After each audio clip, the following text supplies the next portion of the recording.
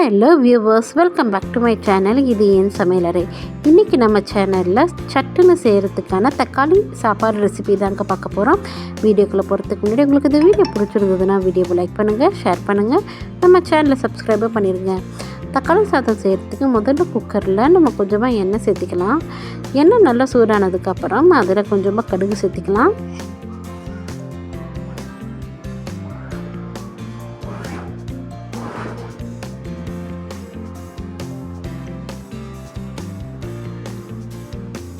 கடுகு நல்லா பொரிஞ்சிருச்சு. கடுகு பொரிஞ்சதுக்கப்புறம் நான் நறுக்கி வச்சுருக்கிறேன் ஒரு பெரிய வெங்காயம் நீல வாக்கில் கட் பண்ணி வச்சுருக்கேங்க, அதையே சேர்த்துக்கலாம். இப்போ இதையை நல்லா வதக்கிக்கலாம்.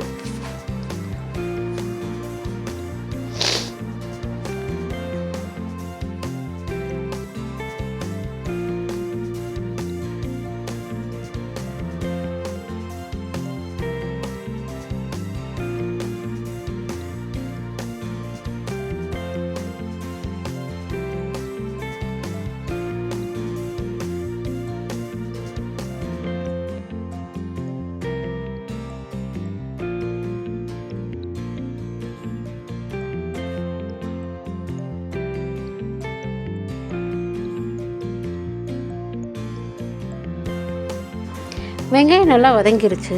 இப்போது அது கூடவே நாம் கட் பண்ணி வச்சுருக்கிற 2 தக்காளியை சேர்த்து நல்லா வதக்கிக்கலாம். இப்போ அது கூடவே கொஞ்சோண்டு கருவேப்பிலை, வரமிளகாய் இது 2ஐயும் சேர்த்துக்கலாம்.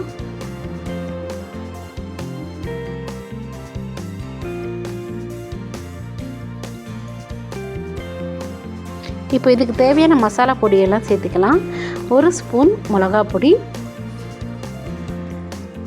ஒரு 1/4 ஸ்பூன் மஞ்சப்பொடி, அவ்வளோதாங்க. இப்போ இந்த வெங்காயம், தக்காளி, மசாலா இதெல்லாம் நல்லா வதங்கி அதோட பச்சை வாசனை போகணும். அது வரைக்கும் நல்லா வதக்கிக்கலாம்.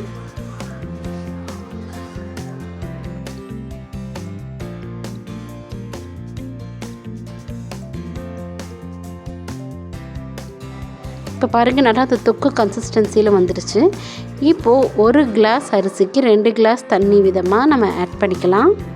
நான் இன்றைக்கி 1.5 கிளாஸ் அரிசி எடுத்திருக்கேன், அதுக்கு 3 கிளாஸ் தண்ணி சேர்த்துருக்கேன். இப்போ தக்காளி சாதத்துக்கு தேவையான அளவு உப்பு சேர்த்திக்கலாம். இது நல்லா கொதித்து வரும்போது நம்ம ஒரு 1/4 மணி நேரத்துக்கு முன்னாடியே ஊற வச்ச அரிசி இதையும் சேர்த்துட்டு கொஞ்சம் நல்லா கலந்து விட்டுக்கலாம்.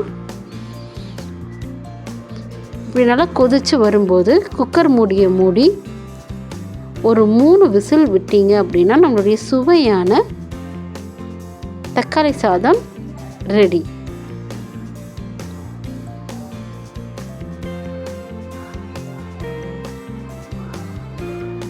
Thank you so much for watching.